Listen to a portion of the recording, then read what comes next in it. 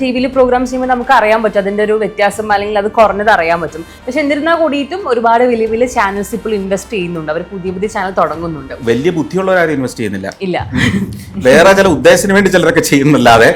ഒന്ന് ആലോചിച്ച് നോക്കിയേ, എന്റർടൈൻമെന്റ് ചാനലുകൾ ഏതെങ്കിലും പുതിയത് വന്നിട്ടുണ്ടോ? ഇല്ല, തുടങ്ങിയിട്ടില്ല. ഈ ടെലിവിഷൻ ചാനലുകളെ ന്യൂസ് ചാനലുകളാ തുടങ്ങിയെന്ന് പറയുന്നത്. ആ ന്യൂസ് ചാനലിലെ ന്യൂസ് പോലും നിങ്ങൾ കണ്ടത് എവിടെയാ? മൊബൈൽ ഫോണിലല്ലേ? തീർച്ചയായിട്ടും. പിന്നെ മൊബൈൽ ഫോണിൽ ഇത് കാണിക്കാൻ വേണ്ടിയിട്ട് സാറ്റലൈറ്റ് പോയിട്ട് ഇങ്ങോട്ട് കൊണ്ടുവരേണ്ട കാര്യമുണ്ടോ? ഇന്നൊരു കാര്യം നടക്കണമെങ്കിൽ എവിടെയാണ് ആളുകൾ പരസ്യം ഇടുക? നമ്മൾ പൊതുവെ സോഷ്യൽ മീഡിയ ഒരു സാധനം അല്ലേ? ഈ ചാനലുകൾ അല്ലെങ്കിൽ ഈ മാധ്യമങ്ങൾ കേരളത്തിലെ അവർക്ക് ആവശ്യം ഒരു കാര്യം വന്നാൽ പരസ്യം ചെയ്യുന്ന എവിടെയാ? അവരുടെ പ്രസിദ്ധീകരണത്തിലല്ല, സോഷ്യൽ മീഡിയയിലാണ്. ചന്ദ്രനിൽ പോയതിന്റെ ഒക്കെ ഒരു കാര്യത്തിനെ പറ്റി സർ അത് കണ്ടിട്ടുണ്ടാവും എന്ന് വിചാരിക്കുന്നു. അതായത് ഇവിടുന്ന് പോവാൻ ഭയങ്കര പാട് വരികയും പിന്നെ അവിടുന്ന് വളരെ സിമ്പിളായിട്ട് വരിക എന്നൊക്കെ പറഞ്ഞിട്ടൊരു കാര്യം ഉണ്ടായി. അപ്പൊ ശരിക്കും അത്തരത്തിലുള്ള കാര്യങ്ങളൊക്കെ കേൾക്കുമ്പോൾ അതൊക്കെ എന്താ തോന്നുക? പലപ്പോഴും നമ്മൾ നോക്കിയേ, പല രാഷ്ട്രീയ പാർട്ടിയുടെ നേതാക്കന്മാർ പറയുന്ന ചില കമന്റ് കേട്ട് കഴിയുമ്പോൾ അയ്യെന്ന് നമുക്ക് തന്നെ തോന്നാറില്ലേ? ഇയാൾ എന്ത് മണ്ടത്തരം ഈ പറയുന്നതെന്ന് തോന്നാറില്ലേ? അതിന്റെ അർത്ഥം എന്നാ? ഇവര് നമ്മളെക്കാൾ താഴെയാണെന്നല്ലേ അത് വരുന്നൊരു മെസ്സേജ്. ലോകത്തുള്ള വിദേശ രാജ്യങ്ങളുള്ള എല്ലാവർക്കും കേരളം കാണണം എന്നുള്ളൊരു ആഗ്രഹമൊന്നുമില്ല.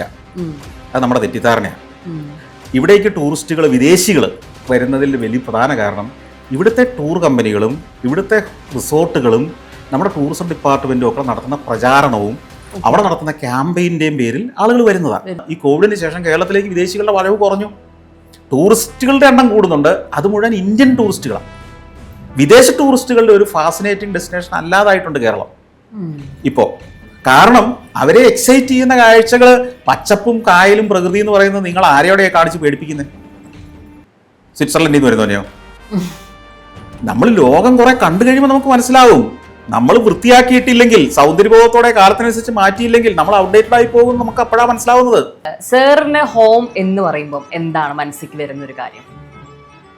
ഇത് നമ്മുടെ നാട്, നമ്മുടെ വീട്, നമ്മുടെ കുടുംബാംഗങ്ങൾ, നമ്മുടെ നാട്ടുകാർ, എൻ്റെ കൂടെ പോരുന്ന എൻ്റെ പ്രേക്ഷകർ, ഇതെല്ലാം കൂടെ ചേർന്ന എൻ്റെ ലോകം.